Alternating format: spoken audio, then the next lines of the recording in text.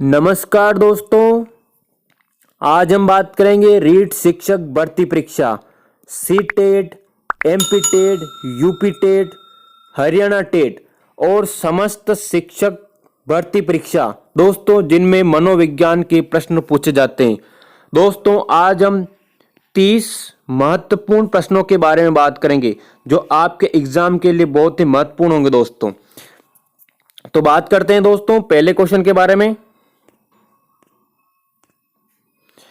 Davis एवं मन के अनुसार अधिगम नियोगिता वाले छात्रों की विशेषताओं से संबंधित तथ्य कौन सा नहीं है। दोस्तों आपको बताना है डेविस एवं मन के अनुसार अधिगम नियोगिता वाले छात्रों की विशेषताओं से संबंधित तथ्य कौन सा नहीं है। तो कौन सा नहीं है दोस्तों? मानसिक योग्यताओं का आंशिक होना, बुद्धि लब्धांक 100 हो परंतु विचलन हो, बुद्धि लब्धांक 100 हो परंतु उसमें विचलन न हो, मनोवैज्ञानिक प्रक्रिया में स्पष्ट अंतर हो। तो आपको बताना है दोस्तों कौन सा आंसर सही होगा। कौन सा सही होगा दोस्तों? जल्दी से आंसर बताइए। वेरी गुड, बुद्धि लब्धांक 100 हो परंतु उसमें विचलन न हो। दोस्तों अधिगम नियोगिता वाले बालकों की बुद्धि लब्धि में 100 हो परंतु उसमें विचलन न हो तो उसमें सुधार की संभावना नहीं होगी, विचलन होने पर ही उसमें सुधार की संभावना होगी। यह विशेषता अधिगम नियोगिता वाले बालकों की नहीं है दोस्तों। अपने को पूछा गया दोस्तों विशेषताओं से संबंधित तथ्य कौन सा नहीं है, तो ये नहीं है दोस्तों। तो नहीं है तो अपना राइट क्या हो जाएगा दोस्तों? सी ऑप्शन, अपना तीसरा ऑप्शन अपना राइट हो जाएगा दोस्तों।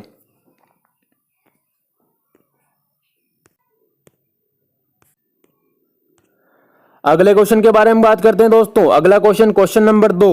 दोस्तों अभी तक आपने चैनल को सब्सक्राइब नहीं किया तो चैनल को जरूर सब्सक्राइब कर लीजिए और वीडियो को लाइक कर दीजिए। चैनल को सब्सक्राइब करने से दोस्तों आपको हर रोज एक नया वीडियो प्राप्त होगा। अगला क्वेश्चन है दोस्तों, क्वेश्चन नंबर 2। निम्नलिखित में से कौन प्राथमिक पुनर्बलन का उदाहरण है? दोस्तों आपको बताना है निम्न में से कौन प्राथमिक पुनर्बलन का उदाहरण है। बच्चे को शाबाशी देना, बच्चे को टॉफी देना, बच्चे को सर्वोच्च अंक प्राप्त करने पर मेडल देना, बच्चे द्वारा अच्छा कार्य करने पर बहुत अच्छा कहना। कौन सा नहीं है? कौन सा निम्न में से कौन सा प्राथमिक पुनर्बलन का उदाहरण है दोस्तों? तो जल्दी आंसर बताइए दोस्तों।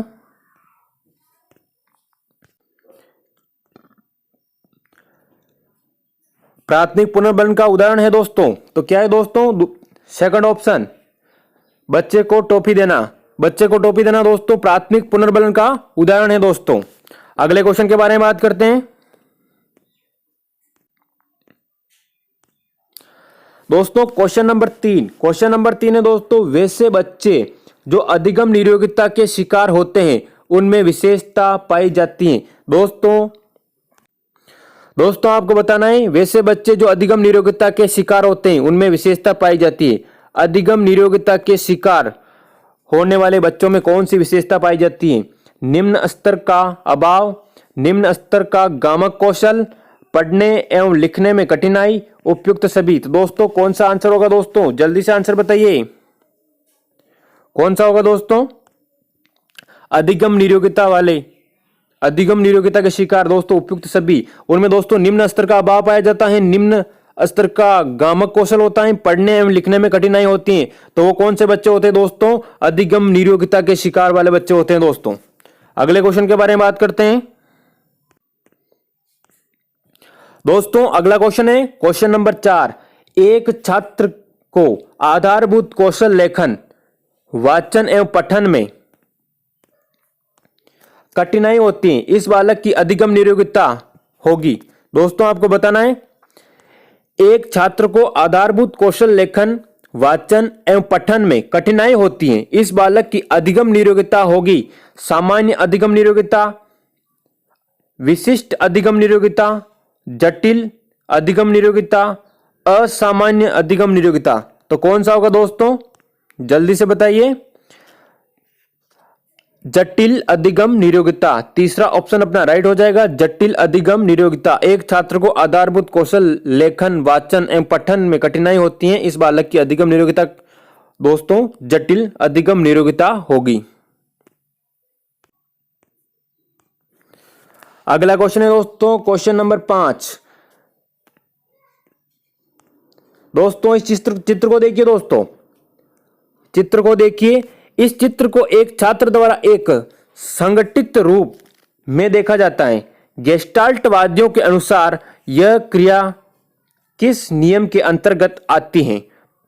निरंतरता का नियम, रिक्त पूर्ति का नियम, समीपता का नियम, समानता का नियम। तो किसमें आती है दोस्तों? चित्र को देखिए दोस्तों, इस चित्र को एक छात्र द्वारा एक संगठित रूप में देखा जाता है। गेस्टाल्टवादियों के अनुसार यह क्रिया किस नियम के अंतर्गत आती है? तो किस नियम के अंतर्गत आती है दोस्तों? तीसरा ऑप्शन राइट हो जाएगा दोस्तों, समीपता का नियम। किसके अंदर दोस्तों? समीपता का नियम। अगला क्वेश्चन है दोस्तों क्वेश्चन नंबर 6। फ्रायड के अनुसार 6 से 12 वर्ष की अवस्थाओं मनोव्यक्तित्व विकास में किस मनोलैंगिक अवस्था के रूप में स्वीकार किया है? दोस्तों आपको बताना है, फ्रायड के अनुसार 6 से 12 वर्ष की अवस्थाओं मनोव्यक्तित्व विकास में किस मनोलैंगिक अवस्था के रूप में स्वीकार किया है? मौखिक अवस्था, गुद्दा अवस्था, लिंग प्रदान अवस्था, काम प्रसप्ति अवस्था। तो आपको बताना है दोस्तों किस अवस्था में स्वीकार किया है? चौथा ऑप्शन वेरी गुड दोस्तों, चौथा ऑप्शन राइट हो जाएगा, काम प्रसप्ति अवस्था। चौथा ऑप्शन आपका राइट हो जाएगा।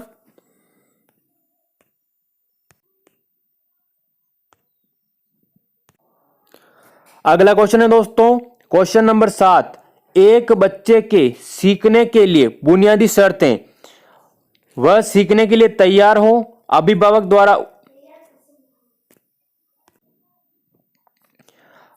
द्वारा उसमें पढ़ने के लिए बार बार कहा जाए, विद्यालय में शिक्षक द्वारा उसमें सिखाया जाए, सीखने के लिए उसे दूसरे के द्वारा अभिप्रेरित किया जाए।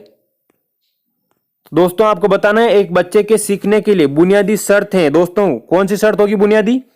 वह सीखने के लिए तैयार हो। क्या है दोस्तों? पहला ऑप्शन आपका राइट हो जाएगा, वह सीखने के लिए तैयार हो। दोस्तों यदि बच्चा सीखने के लिए तैयार है तो अभिभावक द्वारा उससे पढ़ने के लिए बार बार कहने की आवश्यकता नहीं होगी, वह स्वयं पढ़ने लग जाएगा। दोस्तों विद्यालय में शिक्षक द्वारा उसे सिखाया जाए, दोस्तों विद्यालय में सिखाया जाएगा, वह आसानी से सीख सकता है। दोस्तों सीखने के लिए उसे दूसरों के द्वारा अभिप्रेरित किया जाए, दोस्तों और अधिक आसानी से सीख सकता है यदि दूसरों के द्वारा अभिप्रेरित किया जाए। लेकिन बुनियादी शर्त क्या होनी चाहिए? वह सीखने के लिए तैयार होना चाहिए। दोस्तों यदि वह तैयार होगा सीखने के लिए तो वह आसानी से सीख सकेगा। तो पहला ऑप्शन अपना राइट हो जाएगा, वह सीखने के लिए तैयार हो।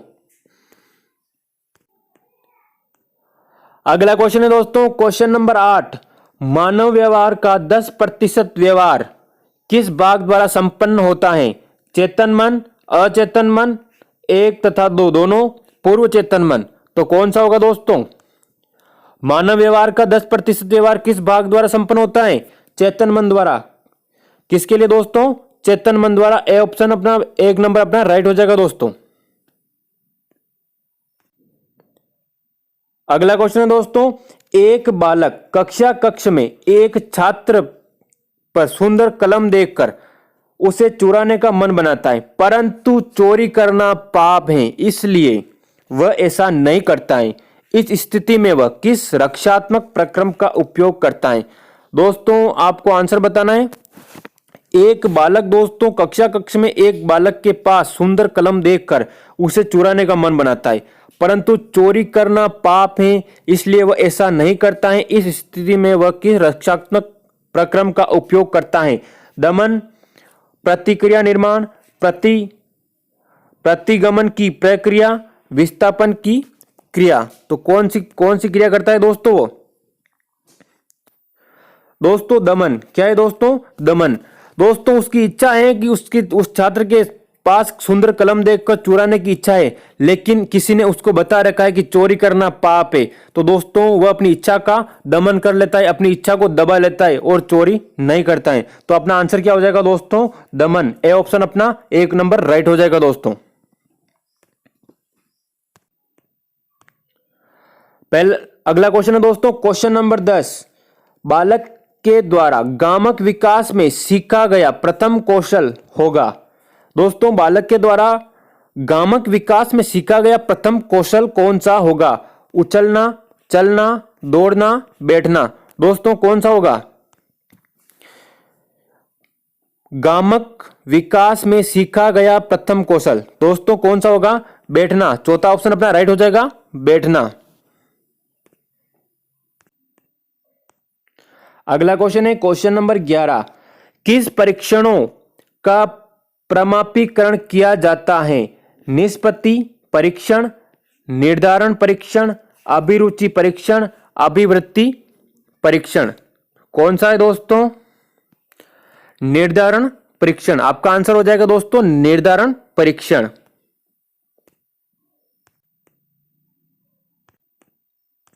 अगला क्वेश्चन है दोस्तों क्वेश्चन नंबर 12। जब सीखने की क्रिया में प्रगति एक समान रहती है तो कौन सा वक्र प्राप्त होता है? दोस्तों आपको बताना है, जब सीखने की क्रिया में प्रकृति एक समान रहती है तो कौन सा वक्र प्राप्त होता है? नतोदर वक्र, उन्तोदर वक्र, मिश्रित वक्र, सरल रेखीय वक्र। तो कौन सा प्राप्त होता है दोस्तों? सरल रेखीय वक्र। कौन सा दोस्तों? सरल रेखीय वक्र। चौथा ऑप्शन अपना राइट हो जाएगा। जब सीखते हैं तो दोस्तों प्रकृति समान रहती है तो सरल रेखीय वक्र प्राप्त होता है।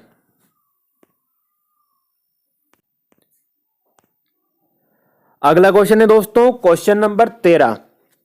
क्वेश्चन नंबर 13 दोस्तों शैक्षणिक प्रवृत्तियों का चयन होना चाहिए विद्यालय के साधनों के अनुसार, बालकों की इच्छा अनुसार, बालकों के स्तर अनुसार, बालकों के स्तर व आवश्यकता अनुसार, अध्यापकों की सुविधा अनुसार। दोस्तों आपको आंसर बताना है। शैक्षणिक प्रवृत्तियों का चयन होना चाहिए विद्यालय के साधनों के अनुसार, बालकों की इच्छा अनुसार, बालकों के स्तर व आवश्यकता अनुसार, अध्यापकों की सुविधा अनुसार। कौन सा राइट हो जाएगा दोस्तों? बालकों के स्तर व आवश्यकता अनुसार। शिक्षण कौन सा कैसा होना चाहिए दोस्तों? शैक्षणिक प्रवृत्तियों में शिक्षण चयन होना दोस्तों बालकों के स्तर और आवश्यकता अनुसार होना चाहिए। अगला क्वेश्चन है दोस्तों क्वेश्चन नंबर 14। सौतेली मां के बच्चों में असमायोजन का मुख्य कारण है। दोस्तों सौतेली मां होती है उसमें बच्चों में असमायोजन का मुख्य कारण कौन सा होता है दोस्तों? खंडित व्यक्तित्व, मंदबुद्धि, प्रेम युक्त मान्यता व अपनत्व का अभाव, इनमें से कोई नहीं। तो दोस्तों आपको बताना है आंसर, जल्दी से आंसर बताइए। सौतेली मां के बच्चे में असमायोजन का मुख्य कारण है दोस्तों कौन सा है? तीसरा ऑप्शन आपका राइट हो जाएगा। वेरी गुड दोस्तों, प्रेम युक्त मान्यता व अपनत्व का अभाव। क्या है दोस्तों? प्रेम युक्त मान्यता व अपनत्व का अभाव।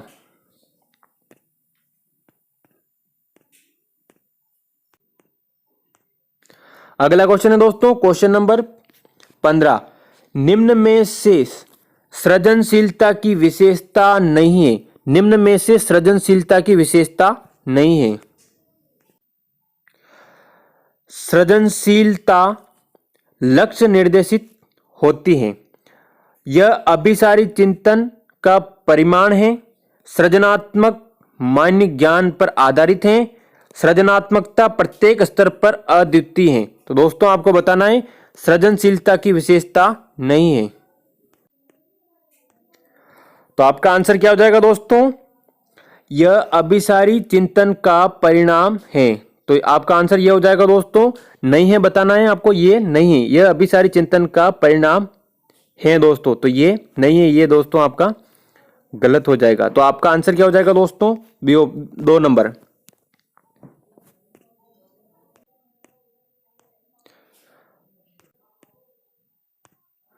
अगला क्वेश्चन है दोस्तों सामान्य प्रतिभाशाली और विशिष्ट प्रतिभाशाली बालक में किस आधार पर अंतर किया जा सकता है?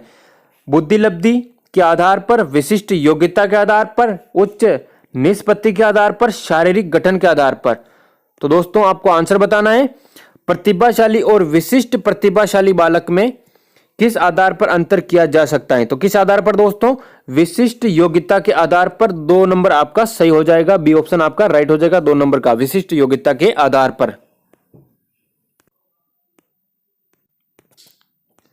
अगला क्वेश्चन है दोस्तों क्वेश्चन नंबर 17। बुद्धि लब्धि का सूत्र कब और किसने दिया? दोस्तों आपको बताना है बुद्धि लब्धि का सूत्र कब और किसने दिया दोस्तों। तो किसने दिया दोस्तों?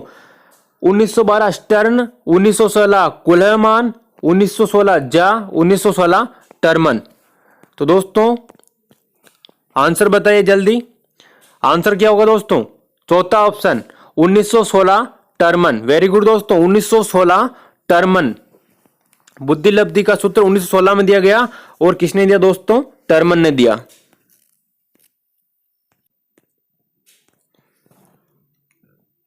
अगला प्रश्न दोस्तों, सबसे पहले बुद्धि परीक्षण कब बना? 1905, 1912, 1916, 1920। दोस्तों अगला वाला पहला वाला 17 नंबर का प्रश्न था आपने अपना सर बुद्धि लब्धि का सूत्र कब और किसने दिया, और यह प्रश्न है सबसे पहले बुद्धि परीक्षण कब बना? तो कब बना? 1905। आपका राइट आंसर क्या हो जाएगा दोस्तों? 1905। 1905 आपका राइट हो जाएगा, सबसे पहले बुद्धि परीक्षण बना था। अगला क्वेश्चन है दोस्तों क्वेश्चन नंबर 19, मंद बुद्धि बालकों की शिक्षा का स्वरूप है।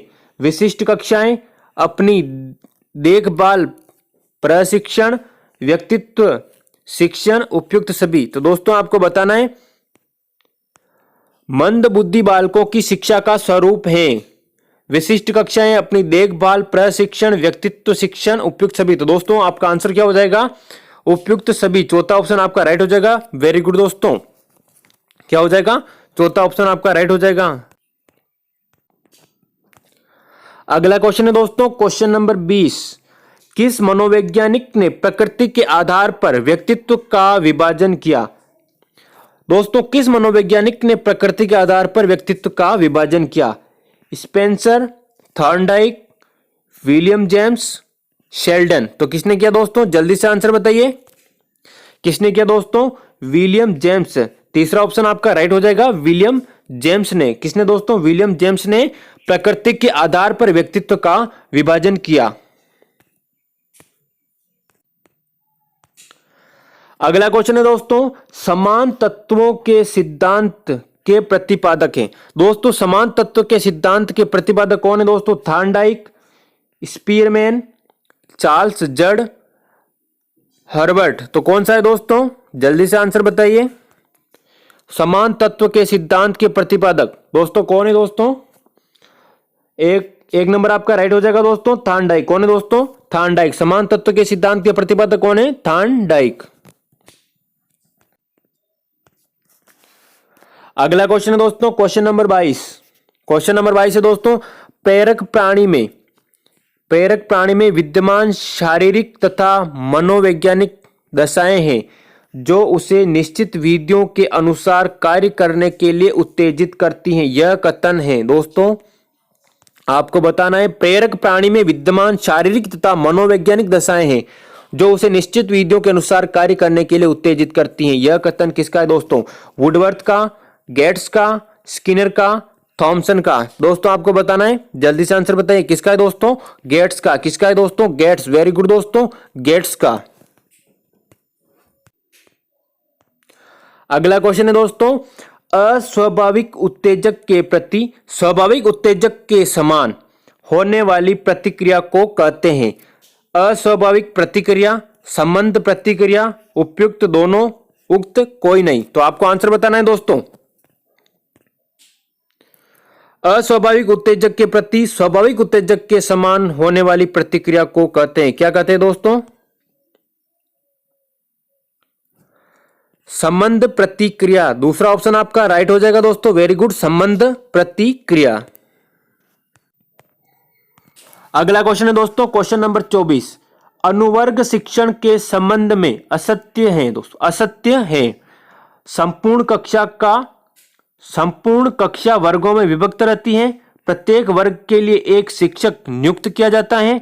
शिक्षक प्रकरण संबंधी समस्या प्रस्तुत करता है। यह एक उपचारात्मक शिक्षण विधि है। दोस्तों आपको बताना है अनुवर्ग शिक्षण के संबंध में असत्य कथन बताना है दोस्तों। असत्य कथन कौन सा है? तो असत्य कौन सा है दोस्तों? शिक्षक प्रकरण संबंधी समस्या प्रस्तुत करता है। तो आपका आंसर हो जाएगा दोस्तों तीसरा नंबर राइट हो जाएगा दोस्तों। ये असत्य है, शिक्षक प्रकरण संबंधी समस्या प्रस्तुत नहीं करता है। तो शिक्षक प्रकरण संबंधी समस्या प्रस्तुत करता है, ये आपका नहीं हो जाएगा, असत्य हो जाएगा दोस्तों।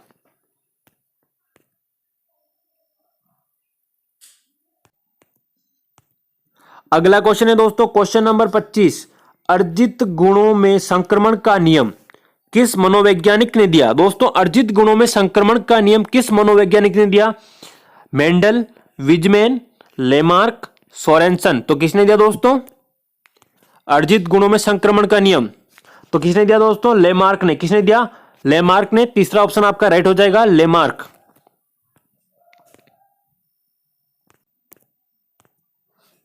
अगला क्वेश्चन है दोस्तों क्वेश्चन नंबर 21, निम्न में से कौन मनोवैज्ञानिक वंशक्रम की अपेक्षा व्यक्तित्व के निर्माण में वातावरण का प्रभाव अधिक नहीं मानते? क्लार्क, कैंडोल, स्किनर, गोडार्न। तो कौन सा दोस्तों आपको आंसर बताना है? निम्न में से कौन मनोवैज्ञानिक वंशक्रम की अपेक्षा व्यक्तित्व के निर्माण में वातावरण का प्रभाव अधिक नहीं मानता है? Clark, Candolle, Skinner, Goddard. तो कौन सा दोस्तों?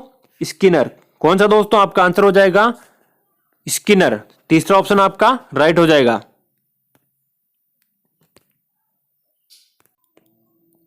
अगला क्वेश्चन है दोस्तों क्वेश्चन नंबर 27, मनोवृत्ति के विकास के लिए शिक्षक को किन विधियों का प्रयोग करना चाहिए? संपर्क, समूह प्रकार, सूचना तथा प्रचार, उपयुक्त सभी। तो किसका दोस्तों? मनोवृत्ति के विकास के लिए शिक्षक को किन विधियों का प्रयोग करना चाहिए? तो दोस्तों संपर्क, समूह प्रकार, सूचना तथा प्रचार, उपयुक्त सभी। दोस्तों सभी का क्या है दोस्तों? चौथा ऑप्शन आपका राइट हो जाएगा दोस्तों, सभी विधियों का प्रयोग करना चाहिए दोस्तों। चौथा ऑप्शन आपका राइट हो जाएगा।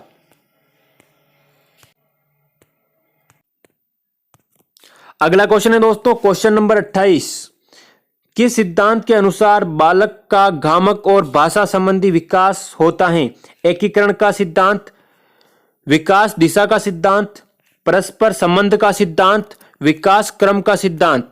दोस्तों आपको बताना है किस सिद्धांत के अनुसार बालक का गामक और भाषा संबंधी विकास होता है। तो दोस्तों किसमें होता है? गामक और भाषा संबंधी विकास। तो दोनों किसमें होते दोस्तों? विकास क्रम के सिद्धांत में। किसमें दोस्तों? विकास क्रम के सिद्धांत में। चौथा ऑप्शन आपका राइट हो जाएगा दोस्तों, चौथा ऑप्शन राइट हो जाएगा, विकास क्रम के सिद्धांत में।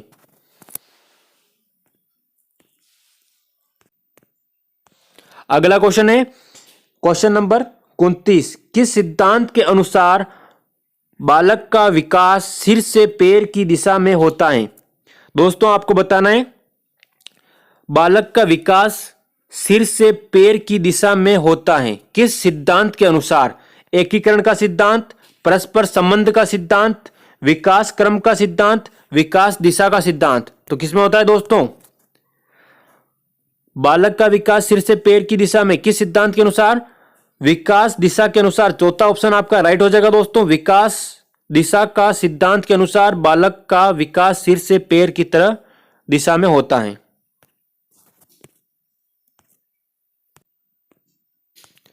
अगला क्वेश्चन है दोस्तों क्वेश्चन नंबर 30 और अपना अंतिम क्वेश्चन है दोस्तों। 30 क्वेश्चन के बारे में बात कर चुके हैं दोस्तों। 30वां क्वेश्चन है दोस्तों, वृद्धि और विकास हैं, वृद्धि और विकास हैं दोस्तों एक दूसरे के पूरक, एक दूसरे के पूरक, परस्पर विरोधी, एक दूसरे के समान, इनमें से कोई नहीं। तो दोस्तों आपको आंसर बताना है वृद्धि और विकास हैं। दोस्तों क्या आंसर हो जाएगा? एक दूसरे के पूरक। क्या है दोस्तों? एक दूसरे के पूरक हैं। दोस्तों वृद्धि और विकास एक दूसरे के पूरक हैं, न तो ये परस्पर विरोधी हैं न एक दूसरे के समान है, ये एक दूसरे के पूरक हैं। पहला ऑप्शन आपका राइट हो जाएगा दोस्तों। दोस्तों अभी तक आपने वीडियो को लाइक नहीं किया तो वीडियो को लाइक कर दीजिए और चैनल को सब्सक्राइब कर दीजिए दोस्तों। धन्यवाद दोस्तों, अपनी तैयारी को मजबूत करते रहें।